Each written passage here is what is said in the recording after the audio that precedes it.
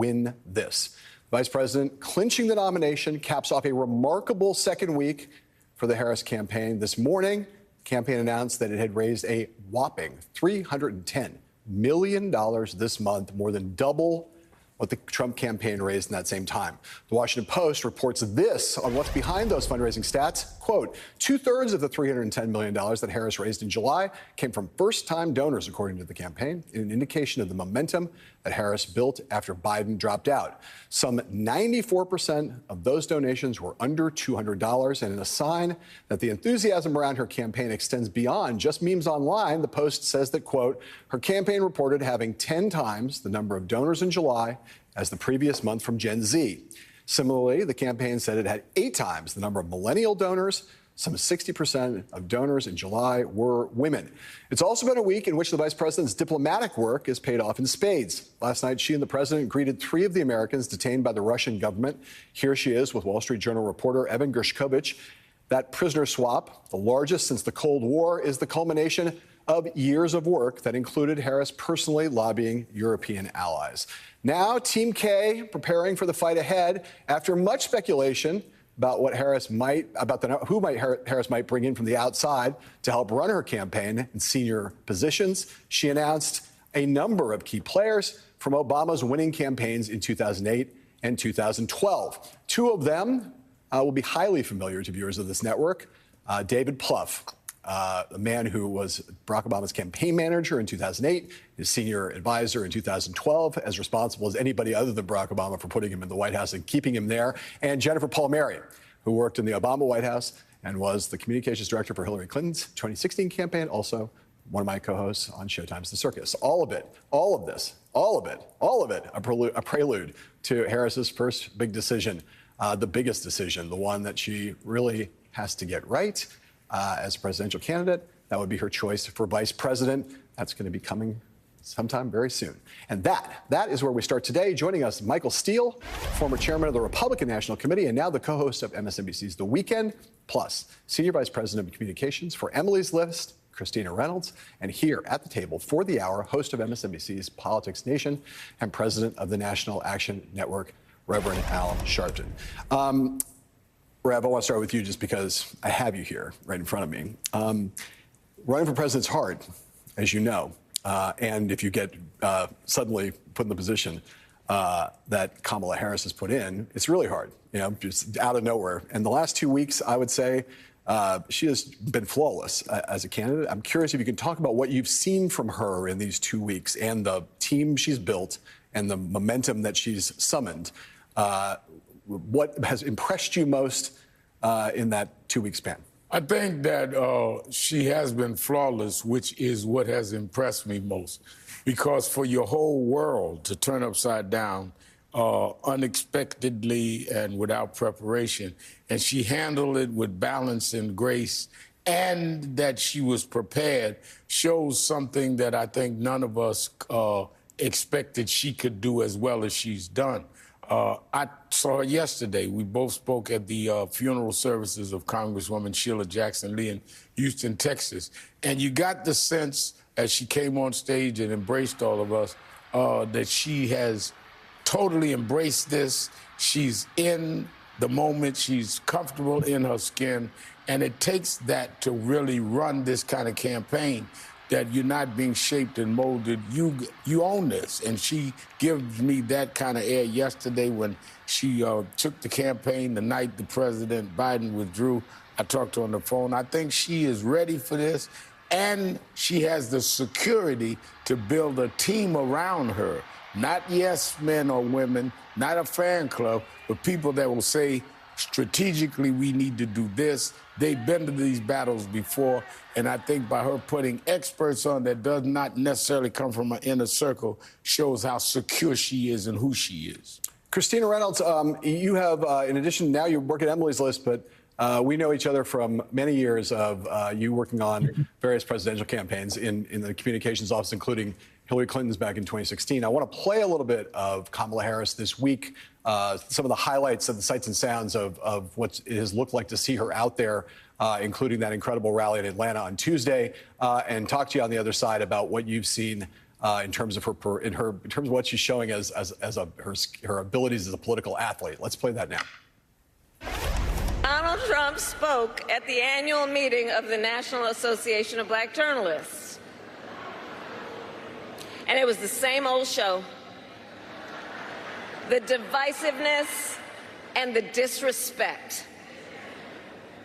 And let me just say, the American people deserve better. Donald Trump, on the other hand, has been talking a big game about securing our border, but he does not walk the walk. Or as my friend Quavo would say, he does not walk it like he talks it.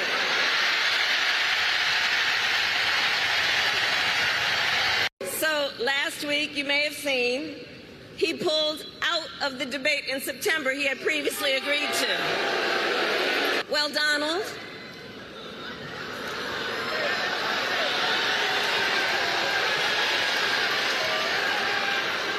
I do hope you'll reconsider to meet me on the debate stage.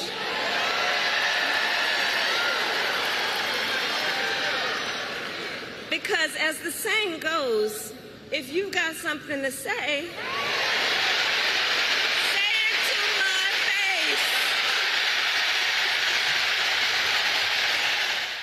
face. Christina, I'll note just for history, certainly the first time a presidential nominee has ever mentioned anything to do with Migos in a speech, and one thing that I can't imagine Joe Biden having done if he were still the nominee. Tell us what you think about what you've seen from nominee Harris over this last week in particular.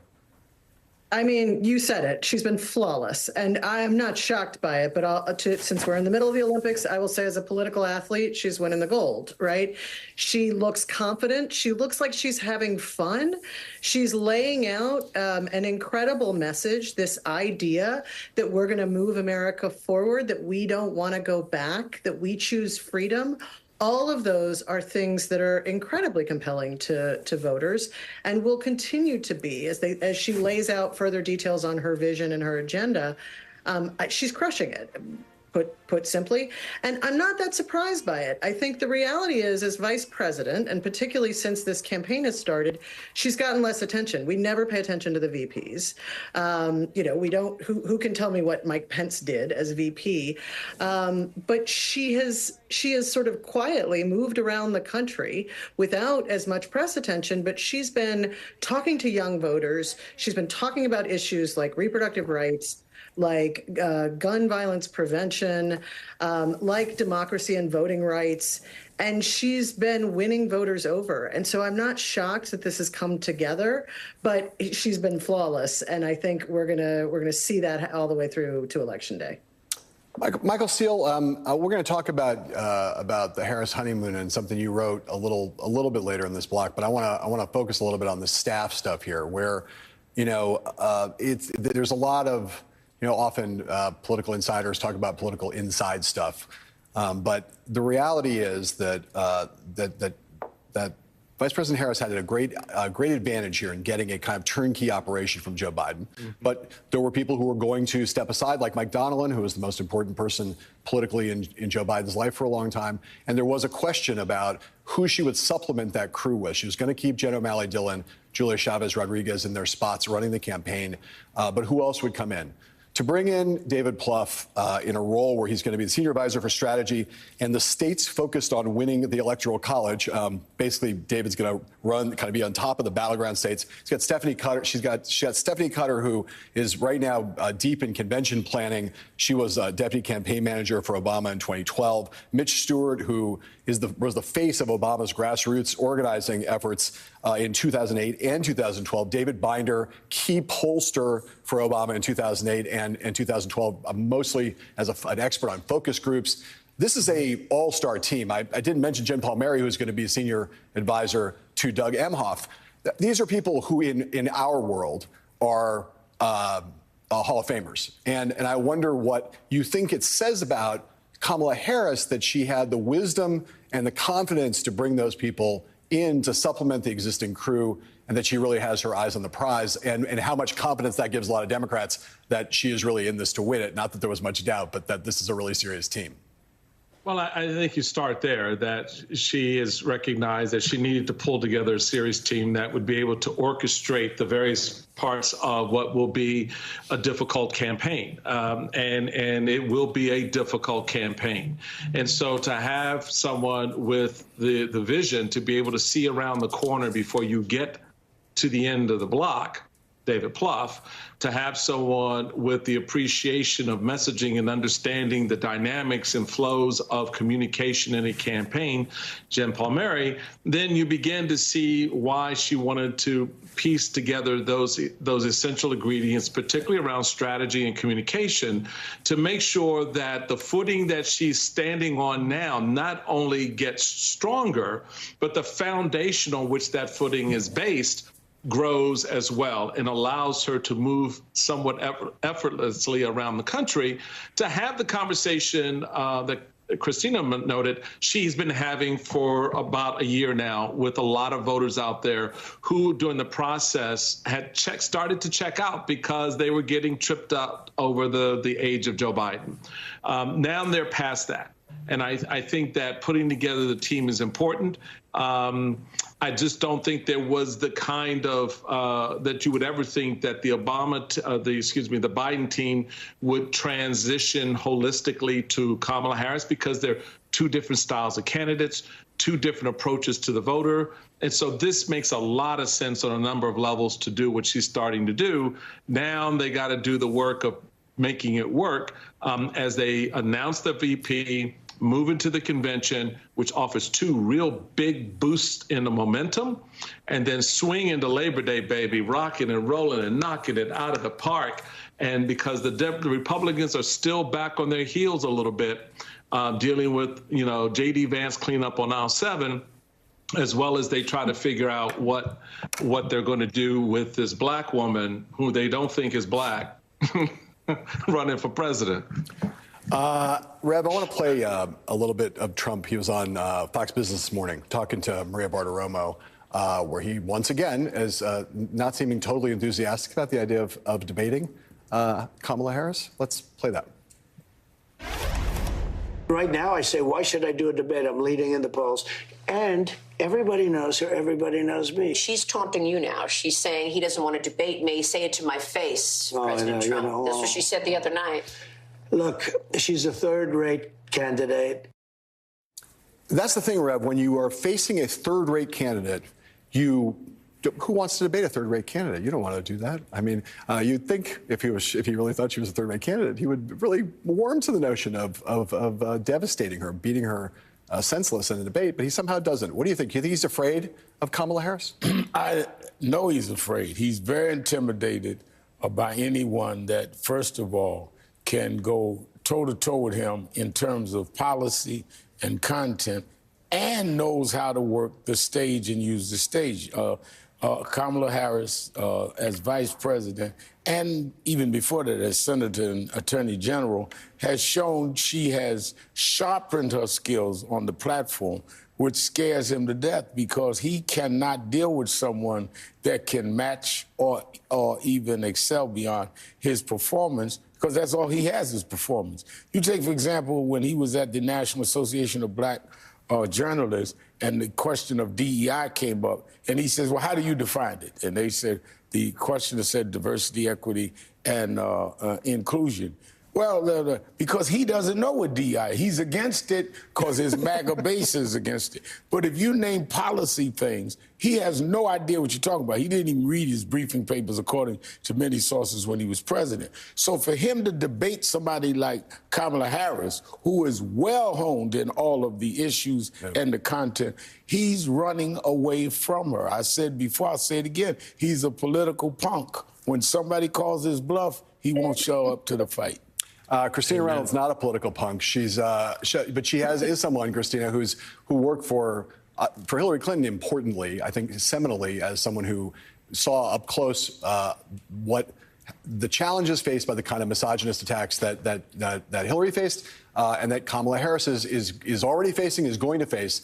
Talk a little bit about the particular challenges. As of now, Republicans, Trump, they're so crude and so badly executed that it's easy to kind of laugh them off. What do you anticipate is that part of the campaign is going to look like, and how the Harris team is going to have to cope?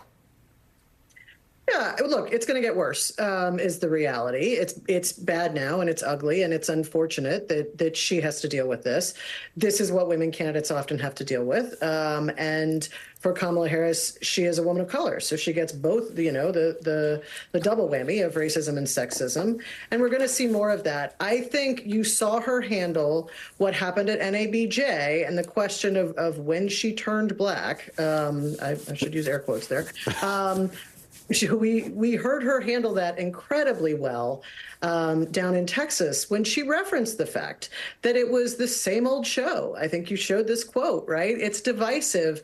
She talked about what it was. She called it out for what it was. And then she moved the conversation into why it shows how wrong he is and what she wants to do with the country. It was a phenomenal response. And I think we'll continue to see that. The other reality, and I joined with a bunch of other women leaders this week in asking the media to be better at calling out what is actually racism and what is actually sexism. And I think that since Hillary Clinton, they have gotten better. I know that the people who support her and people on social media, I'm told this is happening on TikTok. I am too old to be on TikTok, but I know that what we're seeing is people online are calling it out and making sure that people see these comments for what they are, and then moving the conversation back to why Kamala Harris is a great choice, because we can't just live in the outrage. Christina, you're not too old for TikTok. No one's too old. No one's too old for TikTok. If it wasn't a Chinese communist intelligence operation, I wouldn't be too old for TikTok. But it is, so I stay off. No one is going anywhere. When we come back, more on Kamala Harris's very, very, very, very, very good week and how she's been able to stay far and above her opponent's complete meltdown. We'll look at what's in store as she nears the big decision, picking that number 2, and make that choice in the next couple days. We can't wait to see it. Plus, the spectacular, historic, heartwarming, take your pick adjective to describe President Joe Biden and his vice president welcoming home 3 freed, wrongfully detained Americans from Russia. More on how it happened. That's coming up. And later in the show, a wild, never-before-told tale of the investigation into $10 million in cash possibly being brought over to Donald Trump's 2016 campaign, only for that investigation to be stopped by his own political appointees in the Justice Department. The reporter behind that exclusive story about foreign money and corruption coming up, and more. When Deadline White House continues after this, please do not go anywhere.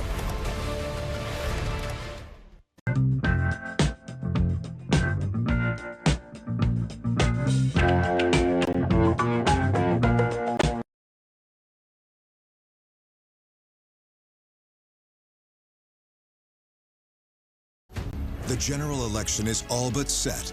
Understand the race. America has not had a rerun of the same 2 presidential candidates in back-to-back subsequent elections since 1956. The numbers. The polling doesn't give us answers. It poses and it clarifies questions. And the issues. Does what's happening on foreign policy still impact your support for Biden? Well, definitely. You both said #1 issue is the border. Absolutely. With so much at stake, stay with MSNBC. One of the things I like about what I get to do is that each day is pretty unique. I might find out that there's not a lot of new numbers in the world today, and so today's going to be a day I'm going to spend researching. The only way to really be prepared is to get it all in my brain ahead of time.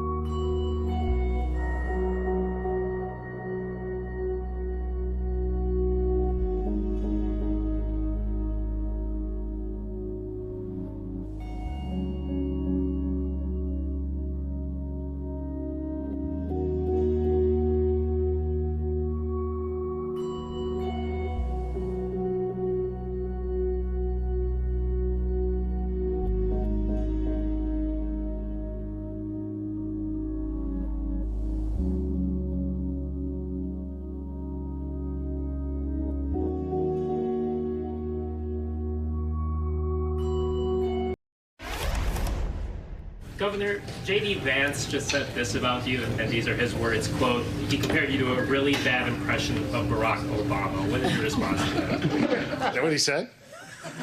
That's great. Barack Obama was probably our most gifted orator of my time, so it's kind of a weird insult, I guess. But look, I'll say this about J.D. Vance. It is real hard being honest with the American people when you're not being honest with yourself. J.D. Vance is a total phony baloney. He is the most inorganic candidate I think I have ever seen on the national stage. He doesn't know what he believes, and that is why it is impossible for him to articulate a coherent message to the American people, because he doesn't believe it. That's Pennsylvania Governor Josh Shapiro dunking hard on J.D. Vance without even mentioning couches in any way, and demonstrating vividly why he's on the short list to be Kamala Harris's running mate. The contest to be the VP nominee, a.k.a. the Beep Stakes, are reaching their final days, with the formal vetting process having reportedly been concluded, putting the decision squarely into the hands of Kamala Harris. Got to make this choice on her own. She'll take some advice, but it's up to her. NBC News reporting that the short list has been narrowed to just a few people. Minnesota Governor Tim Walz, as we just mentioned, Josh Shapiro, Arizona Senator Mark Kelly, Illinois Governor J.B. Pritzker, Kentucky Governor Andy Beshear, and the Transportation Secretary Pete Buttigieg. Harris expected to meet with her top contenders in the next 72 hours. They have an event scheduled for Tuesday. We should know by then. We are back with Michael, Christina, and Rev. And Michael Steele, we left off with you. I want to just do a little Beep Stakes. The Beep Stakes is always one of those perennial, quadrennial rituals. Normally, it's tedious because, like, who cares? And also, we don't really know. And also, it takes many months. In this case, it's like a no-huddle Beep Stakes. It's like you get, no time, and you got J.D. Vance, who has become a real liability for Donald Trump. So it's possible, given the amount of space that Vance is taking up, that this selection will actually matter. And this debate will be must-see TV between the two number twos. So I ask you, in the language of ESPN, who you got? Well, you set it up right, my friend. It is sort of an intensive kind of moment where you're sort of focused in on the state of the play, and you're seeing it in a very different light than we would have in a traditional setting, even as we saw with Donald Trump, who tried to make his selection more like a form of The Apprentice. You do have a much more clarifying moment right in front of the vice president, which will make this must-see TV for sure. Michael, who you got? Who you got? Well, that's my way of saying, does it really matter? No, I mean, I think, look, I mean, she's got a great crop. I mean, that list that you just put up there will stand up against anything on the Republican side, meaning J.D. Vance. I don't distragree with that, but if Donald Trump itself. If she asked you for your advice, who would you say? Probably the governor of Pennsylvania, because for me, it's about strategery, and it's about how you network the pieces together to get you the ultimate goal, which is the White House. And what's the most important play? It's Pennsylvania. The second question, if you don't want to go down that road, is, okay, if not him, who gets me Pennsylvania? Because it's the largest piece in that blue wall puzzle. Of Wisconsin, Michigan, and Pennsylvania, even when you throw in places like Arizona, Nevada, and Georgia. So that's where the thinking is. I know there's some questions around that. I think those questions are ignorant and not very politically savvy. I think the vice president needs to come out with an asymmetrical play that goes counter to the typical traditional grain in politics. Which some people, from what I hear around town, have put out there, which would move her off as someone like Shapiro. I think he's strong, and if not him, then I'm going with my man Kelly out in Arizona, because I think he still gets you a little bit of Pennsylvania because of who he is and his background. Christina, Michael's here alluding to the notion that there is only one of these candidates that has had a campaign of some kind run against him, and that's the sort of Genocide Josh campaign. No Genocide Josh is what it's called. It's quite small in terms of actual numbers, but in terms of making noise online and other places, it's made some. He is very much in the same place in terms of policy that the Biden-Harris administration has been on the question of Israel. But he has criticized some of the more violent protesters on campuses in a pretty forceful way, and that has upset some people. There are those who say that in Michigan, where there is a large Arab American constituency, that putting Shapiro on the ticket would cost Kamala Harris votes. I say all that. That is the debate that's going on out there. I'm not taking a side in it right now. With that in mind and everything else in mind, who you got? I had Roy Cooper, and he unfortunately dropped out of the race. So I will tell you, I've worked at Emily's List. I've worked at Emily's List for quite a while. I'm not used to picking men. So I'm just going to say I have whoever the vice president thinks will campaign and govern with her the best. I think to Michael's point, this is a great moment of momentum, and we have a stacked bench. I will put any one of those guys up against J.D. Vance, bless his heart. They've already shown that they can campaign. They've already, done great jobs in their current roles. And so I think any of them would be a great choice. But fundamentally, this excitement that we've seen, the money, all the Zooms, all of the registration of voters, that's come from Kamala Harris. And that's who people are going to elect at the end of the day. Yes, and that's always the case. Sorry, Christina, I didn't mean to cut you off. No, I said, how's that for a dodge? Yeah, that's a dodge. So I was going to say artful, even more artful than Michael Steele's. Rev's not going to do that to me, though. He's going to tell me who he's really got. And look, I mentioned the Shapiro thing only because two things are true. Both campaigns consider Pennsylvania their tipping state. There's going to be an enormous amount of attention, money, focus on Pennsylvania no matter what. That Josh Shapiro would be in the very top tier of considerations was clear. It's also the case that some on the left are putting pressure on Kamala Harris to not pick him. And this pick is as much as anything a reflection of the values and vision of the nominee. Who do they think they can govern with? What message are they trying to send? So talk to me about what you think the choices that she faces, and again, if you were advising her, what you would tell her to do. If I were advising her, I would say, and I've been around the last 2 or 3 Democratic administrations, is that one, you have to pick somebody with shared vision.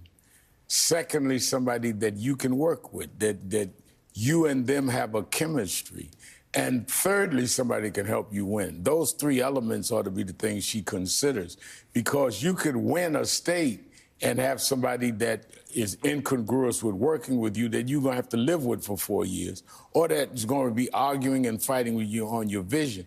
And no one really has to advise on that. She was vice president for the last 3.5 years. Right. If anyone knows what to look for in a vice president and what the job entails, it's the vice president. So I would not advise her to do anything but think about how you were chosen, think about what you had to do, think about what it was like, and then choose somebody that could fit that model that you had to fit. The vice presidential debate is going to be a big moment. J.D. Vance has broken out of the pigeonhole that we put. You hope when you pick one, they just disappear. He's not disappeared. And I will say that I think that, you think about political athletes. Yeah. Who do you really want to see? Well, Shapiro, Walz, and Pete Buttigieg. Those are the 3 that will be, for me, must-see TV if any of them go against. Well, I was in presidential debates when I ran in 2004. I would do something that I'm not known customarily to do. If I were debating J.D. Vance, if I was any of the 3 you named, I would cede all my time to him, and you would win hands down. I'd let him just fumble, mumble, and show the world how idiotic it was to choose him. I would say I cede my time, give him my 3 minutes. Talk Vance. And if people hear him for an hour, there's no way they would vote for Trump Vance. Yeah. Rev, that's a little counterintuitive and really out of character for you, the notion of seeing the floor. That. And I love that. I think it's great. It tells you something about how bad J.D. Vance is. Michael Steele, Christina Reynolds, thank you. Rev's going to stick around. Coming up, an emotional homecoming last night with Evan Gershkovich, and he was one of the 3 Americans who returned to America from Russia, having been wrongly imprisoned for quite some time. There he is being greeted by his mother after almost 500 days in captivity. More on how Evan and the others got freed right after this quick break.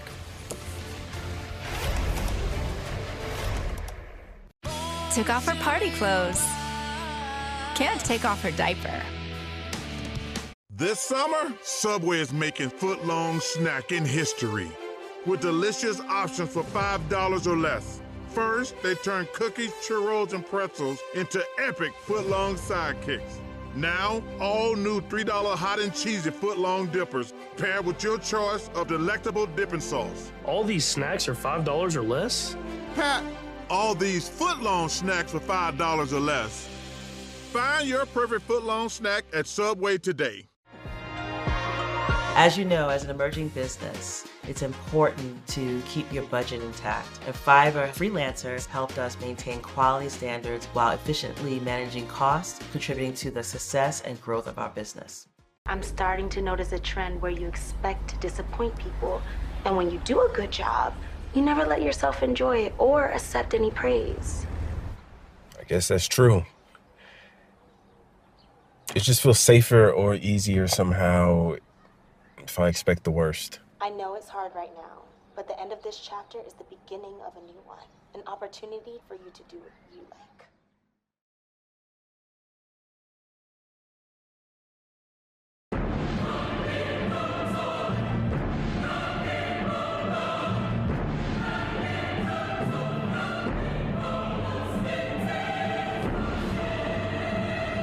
Introducing Anabe, the only custom designer sofa starting at $639. Shop Anabe and join thousands of customers who are obsessing over our sofa and learn what sets us apart. Try it for yourself with our satisfaction guarantee, 30 days to fall in love, or all your money back. What are you waiting for? Never clean your gutters again with LeafGuard. LeafGuard's seamless design keeps leaves, pests, and sediment out while directing water away from your home, giving you peace of mind that your home and family are protected from water damage with the industry's premier maintenance-free gutter system. Call 844-6LeafGuard right now for a free estimate and save 20% plus $500 off your purchase and installation. LeafGuard. Get it today, protected for life. Hers can help you achieve your weight loss goals through a range of treatments, including GLP-1 injections, plus support for nutrition, hydration, sleep, and movement. GLP-1 injections starting at $199 per month. Get started today at forhers.com. Get more from your water. With 8 vitamins and nutrients, 3 times the electrolytes of the leading sports drink for extraordinary hydration. Tear, pour, live more. Liquid IV. MSNBC Live Democracy 2024, Saturday, September 7th in Brooklyn, New York. Join your favorite MSNBC hosts at our premier live audience event to break down all that's at stake in this historic election. Visit msnbc.com/democracy 2024 to buy your tickets today.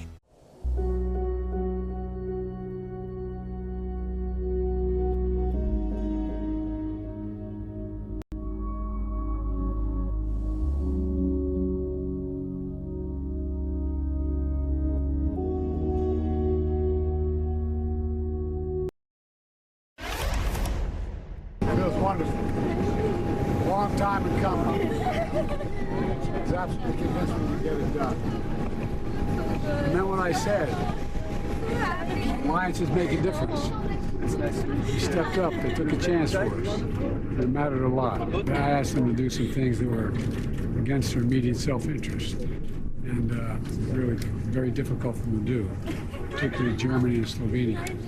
Slovenia came in at the last minute, and I tell you what, the chancellor was incredible. He was incredible. Alliances make a difference. That was one of the things that President Joe Biden said there, giving credit where credit was due, highlighting the role that our friends abroad played in the historic prisoner swap that happened with Russia yesterday. The deal will no doubt have a lasting impact on President Biden's historic legacy. That emotional homecoming celebration last night was over a year in the making for 3 of the freed Americans when they touched back on U.S. soil. They were greeted by the president and the vice president and their families at Joint Base Andrews.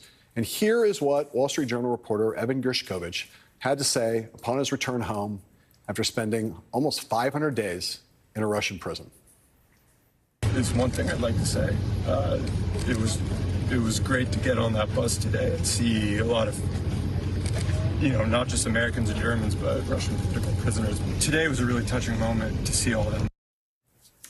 Joining our conversation, Pentagon correspondent for the New York Times, Helene Cooper. Rev is back as well. Helene, great to see you.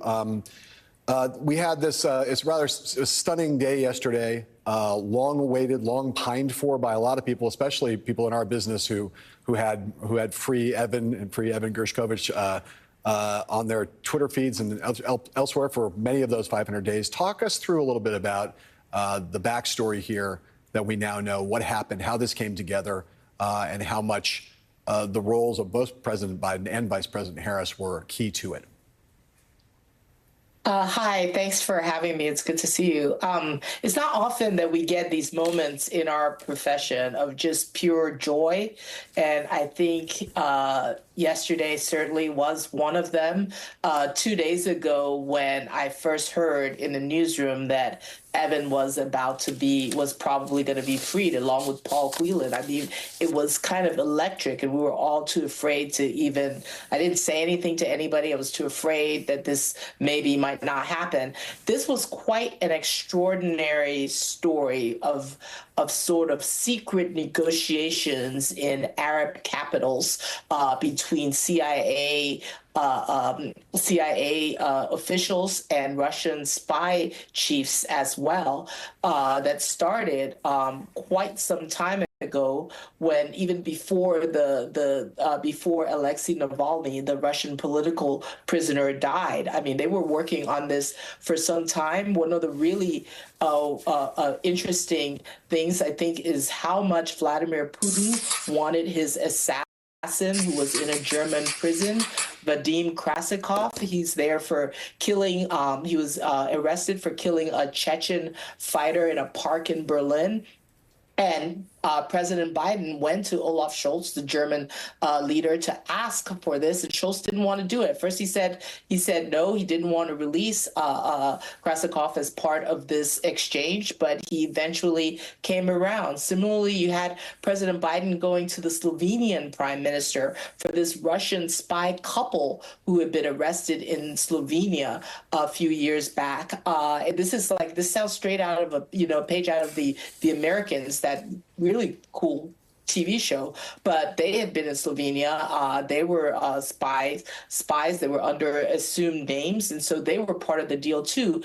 And so, in addition to releasing some Russians who were in American custody, you saw President Biden sort of coordinating with American allies. I mean, at one point they were talking about going to Brazil to get Russian spies who were in a Brazilian prison and trying to move this huge. They're like chess pieces. How can we get to the point where we can get enough people that Vladimir Putin wants? And there's Jamie Rubin, who is a State Department envoy, who came up with, as I understand it, the idea of let's go for a big deal. Let's involve many Russian people in Russian prisons, not just Paul Whelan and Evan Gershkovich, but let's see if we can get some Russian prisoners as well, as political prisoners. As you played the clip with Evan sort of nodding to that, the fact that part of this deal included the release of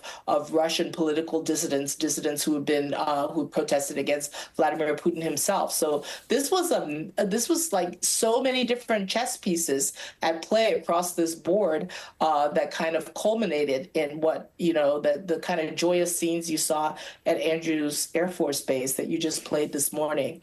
It really did my heart to see Evan having the strength. When you saw him pick up his mom, he hugs his mom, and he actually picks her up. And that I kept looking at this video today because it's like, oh, he's strong. He's got strength. It's just like it's such a good thing to see.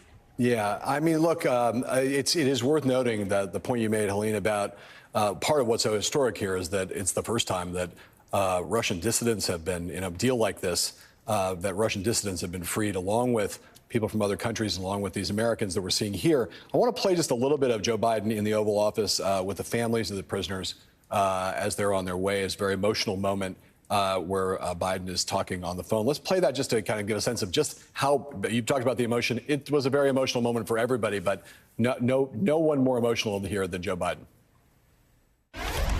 Through the bus, we're heading to the airport as they get on the plane. We're going to call them. You're going to hear them all. Hey, everybody, can you hear me? It's Joe Biden. Hi, Mr. President. I tell you what, I'm not as good as your families are feeling. They're all standing around the Oval Office desk here. And we just want to say how overwhelmed we are. You've been wrongfully detained for a long time, and we're glad you're home. Thanks for bringing us home. I tell you what, there's no greater job I have than protecting Americans and bringing Americans who are wrongfully held home. I really mean it. Rev, we got to take a quick break, but I just want to get you to comment real quick on this, because Joe Biden is Mr. Alliance. I mean, that is, from his history in the Senate all the way through the role he's played putting together the NATO alliance in Ukraine. Is there anybody else who could have pulled this off? Not that I could think of. I think it's a crowning achievement for him of, like you said, years of work building alliances. And had we not had those alliances, that would have never happened. And I think it's fitting, as he's decided to not run again, that he scores a major victory like this to add to his legacy. And a reminder that Joe Biden, although he's no longer the Democratic nominee, he's still president of the United States, and he can still do things that move the needle. No one's going anywhere. We'll be right back. Democracy is egalitarian, which means it's for everyone. But it also, I think, is a divinely inspired gift of our forefathers to show us that we can lead ourselves.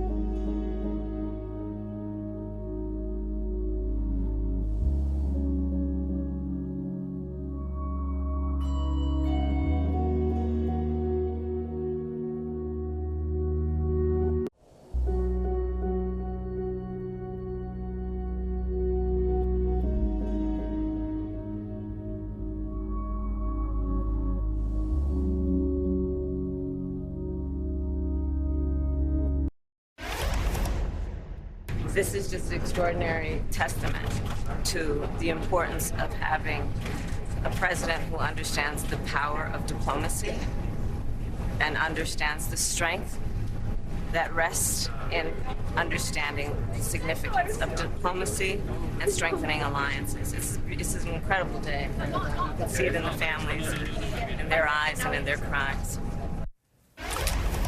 We're back with Helene and Rev, and Helene, I want to ask you about Vice President Harris. And we've seen some reporting about the active role that she played in making this prisoner swap happen. What can you tell us about that? Well, she made a point, as you saw in her comments at Andrews Air Force Base, consistently every time reporters brought her into it, of stepping back and deferring to President Biden and flicking everything back to President Biden, who, truth be told, was the one behind all of this.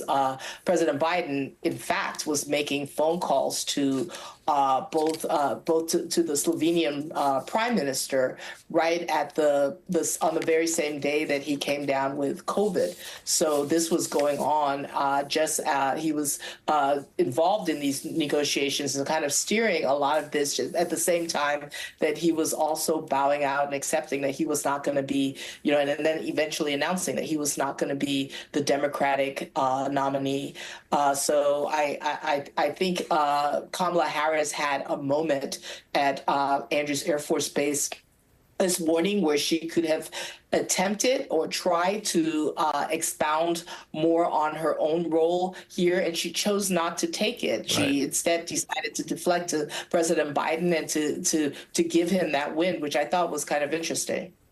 Rev, all people of a goodwill and of right mind applaud this deal, which means that Donald Trump doesn't. Let's play Donald Trump talking about the prisoner swap. Well, as usual, it was a win for Putin or any other country that deals with us. But we got somebody back, so I'm never going to be challenging that. It wouldn't have happened with us. We would have gotten him back. We wouldn't have had to pay anything. We wouldn't have had to let some of the great killers of the world go, because that's what's happened, as you know. And the deal's very complex because it just came out, so nobody understands the deal yet. And they make it complex, so you can't understand how bad the deal is for us. Classy, as always. My colleague Julia Ioffe noted last night that this was basically a big middle finger from Vladimir Putin to Donald Trump. Trump had for months said, only I can free the prisoners, and I will do it. We'll have to give up nothing. There's a kind of quality to this, which is sort of like, maybe Trump, but that didn't sound so good in the Kremlin. Tell us about the Trump of it all here. The Trump of it all is that Trump was trumped. When he heard that Putin had made a deal with Joe Biden, he had to be beside himself because, as you accurately said, he had said he was the only one that could deal with the hostages being released. He was the only one that could deal with Ukraine. And now Putin just ignored him, sidestepped him, and made this deal, and obviously didn't include him in it or inform him. So I think that, at a time where not only did Biden get the victory, Biden did it with allies that Donald Trump has been trying to in many ways sidestep. So this is a huge win for Biden, and it is also a gut punch for Donald Trump. As Julia Ioffe, as I said, my colleague, wrote, Putin loves to be the unpredictable one, the one who sets the tone, the one to whom others react, not vice versa. Hearing Trump dictate turns and actions to him from social media no doubt came across as rude, disrespectful, and condescending. And so Donald Trump got to hear from his master in Russia in the form of this prisoner swap. Again, all credit to Joe Biden. My thanks to Helene Cooper for explaining it and breaking it down for us, and Rev Al Sharpton, who was here with us all hour. Up next, we have an update related to one of the Tennessee Three. We'll tell you all about that just ahead.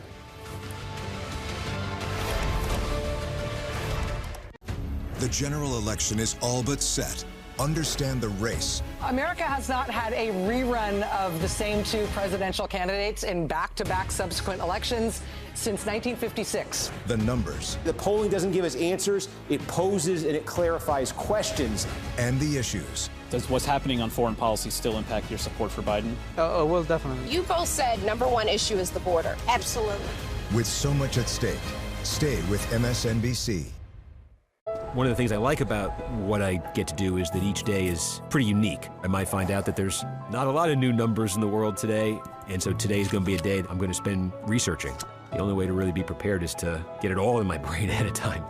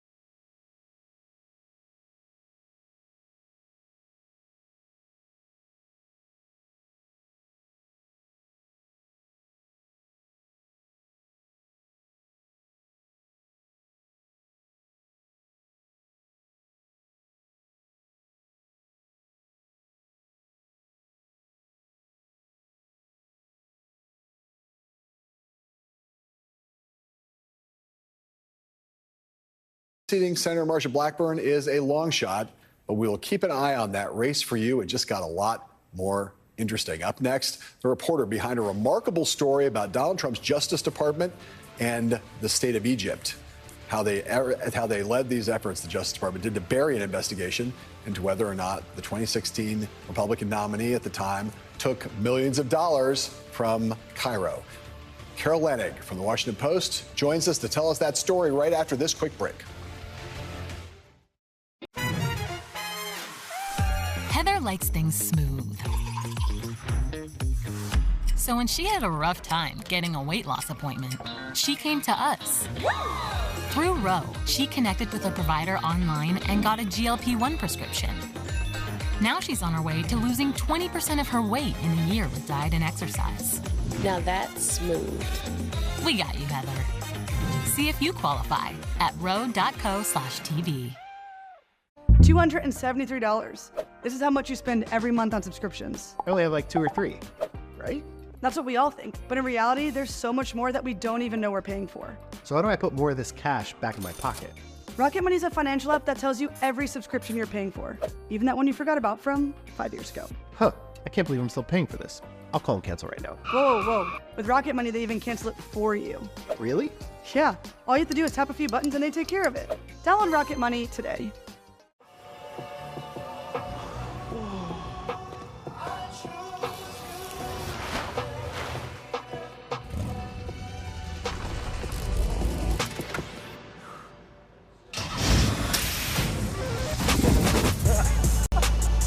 All the parts you need at the prices you want.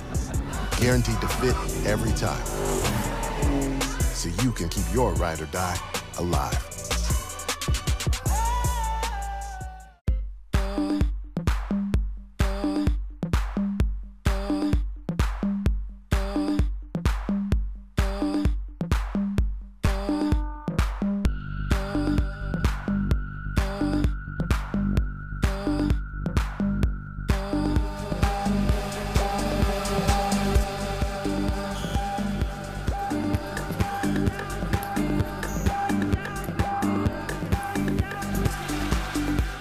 I avoided the mirror. I felt alone for a long time. I remember going home and praying for it to go away, not thinking it was something wrong with me. I go into a lot of things thinking it's not gonna work, and I thought muesli would be the same thing, but it actually worked. More than 700,000 patients have regained their confidence with muesli's prescription treatments. When you're hopeless and then you find other women who are in the same boat as you suddenly feel okay. We're gonna get out of it together. That's what muesli did for me.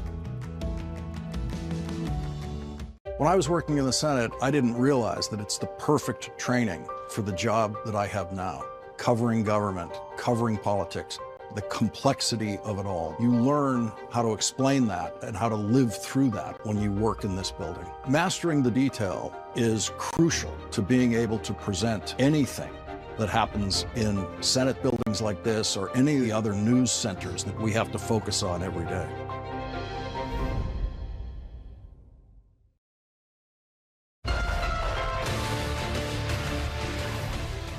It's great to be with the President of Egypt, and I will tell you, President El-Sisi has been somebody that's been very close to me from the first time I met him. It was supposed to be just a quick, brief meeting, and we were with each other for a long period of time.